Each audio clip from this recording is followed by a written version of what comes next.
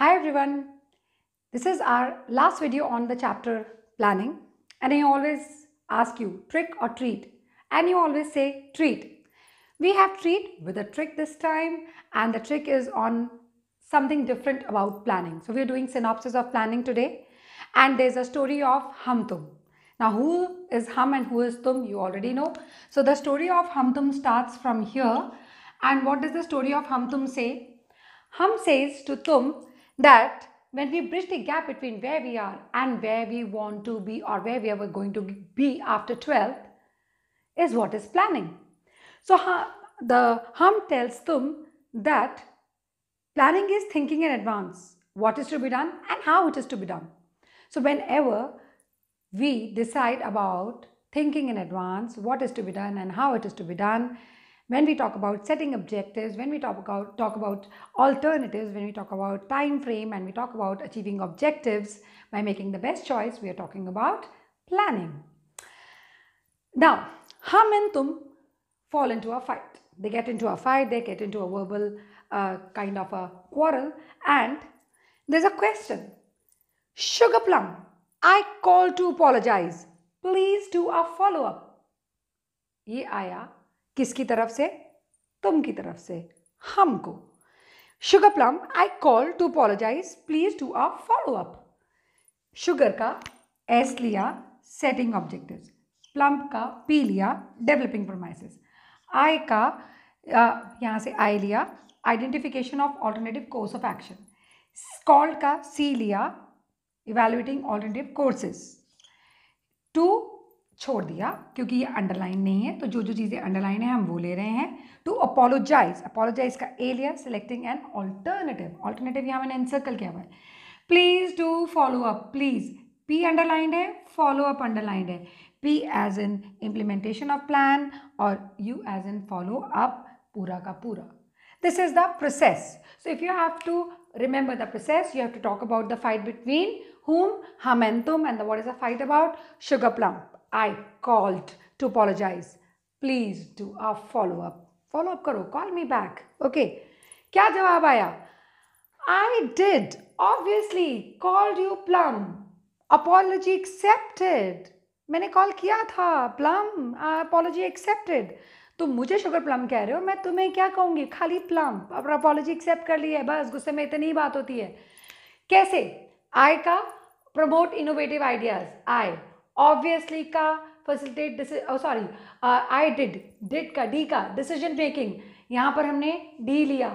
Obviously का reduces overlapping and wasteful activities, overlapping लिया. Called का सी लिया, establishes standards for controlling. You का YOU का U लिया, रिड्यूसेस रिस्क ऑफ अनसर्टनिटी. आप इसको खाली ऐसे वाला U भी ले सकते हैं. प्लम का P लिया, प्रोवाइड्स डायरेक्शन. अपॉलॉजी एक्सेप्टेड, ये अपॉलॉजी एक्सेप्टेड क्या है? ये आपकी एडवांटेजेस है, तो आपको याद रखना चाहिए अपॉलॉजी एक्सेप्टेड का मतलब एडवांटेजेस से ए. ये किसने किसको रिप्लाई किया? जब लड़ाई हुई हम तुम की, तो आपस में एक दूसरे को रिप्लाई किया. लड़ाई कॉन्टिन्यूड. क्या बोले? Pretty friend calling me dumb and I said, oh please. Pretty friend, अब pretty तो लड़कियां ही होती है ना, तो pretty friend calling me dumb and I said, oh please. मेरी एक सुंदर दोस्त मुझे dumb बुला रही है और मैंने कहा, oh please, I'm not dumb. इसका कैसे आएगा? pretty का P as in pervasive, alright. friend का F as in futuristic, calling C as in continuous, me का mental exercise पूरा का पूरा, dumb D का decision making, and का achieving objectives, and I said oh please.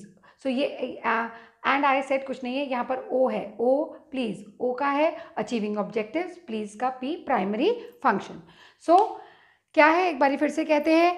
pretty friend calling me dumb and I said oh please. P as in pervasive, F as in futuristic, C as in continuous, me as in mental exercise, dumb का D as in decision making, O का achieving objectives, P primary function. Okay, इसका भी reply है हमारे पास, features का भी reply है हम तुम की लड़ाई के बीच में. क्या रिप्लाई है? बोले कॉलिंग हैंडसम गाइज डम इज रियली टू लेम. लड़ाई चल रही है ना, तो आपस में ऐसे ही लड़ेंगे. तो वो बोलते हैं कि भाई प्रिटी फ्रेंड ने मुझे डम कहा और तो वो रिप्लाई करते हैं, कहते हैं कि कॉलिंग हैंडसम गाइज डम इज रियली टू लेम. हम कभी नहीं बोल सकते किसी भी हैंडसम इंसान को डम. How it goes? It goes how. It starts with calling. C, reduces creativity. Handsome. H, huge cost involved. Guys, does not guarantee success. Dumb, may not work in dynamic environment. Is, कुछ underline नहीं है. Really, rigidity. 2, T, time consuming. Lame. Lame as in limitation. So, answer भी मिल गया.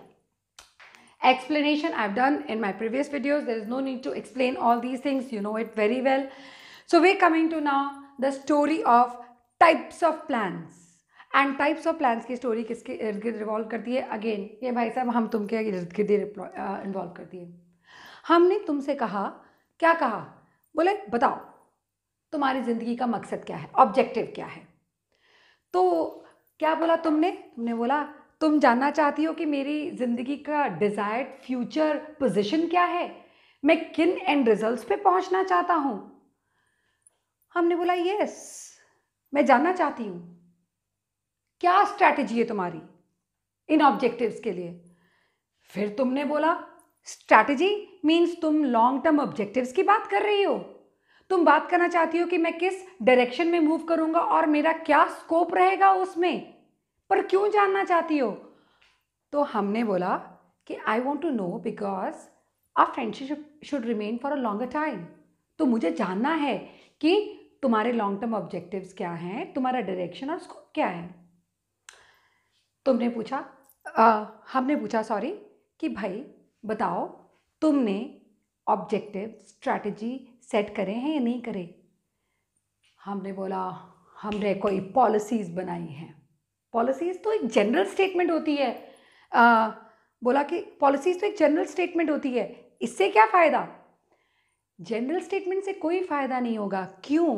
क्योंकि आपको एक systematic order follow करना पड़ेगा, वन स्टेप आफ्टर अनदर. कोई प्रोसीजर फॉलो नहीं करोगे तो कभी भी अपने ऑब्जेक्टिव्स तक नहीं पहुंचोगे. बात तो सही थी. तो तुमने सोचना शुरू कर दिया कि हाँ भाई बात तो सही है, प्रोसीजर तो बनाना पड़ेगा. उस प्रोसीजर बनाने के लिए सबसे पहला स्टेप क्या उठाना पड़ेगा? कोई मेथड बनाना पड़ेगा. मेथड मतलब किसी काम करने के तरीके को जब हम एग्जैक्टली करते हैं, कोई स्टैंडर्ड तरीके से करते हैं जो कि सब कर रहे हैं वो हम भी कर रहे हैं, तो कोई मेथड तो बनाना पड़ेगा क्योंकि क्या करना है? प्रोसीजर पूरा करना है. मेथड अभी बनाया ही था किसने? तुमने. कि हम के डैड आ गए, उन्होंने रूल्स फ्रेम कर दिए, लिमिट दायरा स्कोप दे दिया. बोला इस दायरे से बाहर नहीं जाना. फ्रेंड्स हो, फ्रेंड्स की लिमिटेशन रखनी है. पहले 12th फिनिश करनी है, ग्रेजुएशन करनी है, जॉब करनी है. जब सारा कुछ अचीव हो जाएगा तब कोई और चीज़ के बारे में सोचना है. नहीं तो क्या होगा? नहीं तो पनिशमेंट मिलेगी. और बहुत रिजिड है ये मेरी बात, मैं अपनी बात से टस से मस नहीं होऊंगा. The moment this happened, immediately तुमने बोला फटाफट प्रोग्राम बनाना पड़ेगा क्योंकि अब तो किसी भी हालत में ऑब्जेक्टिव्स अचीव करने हैं.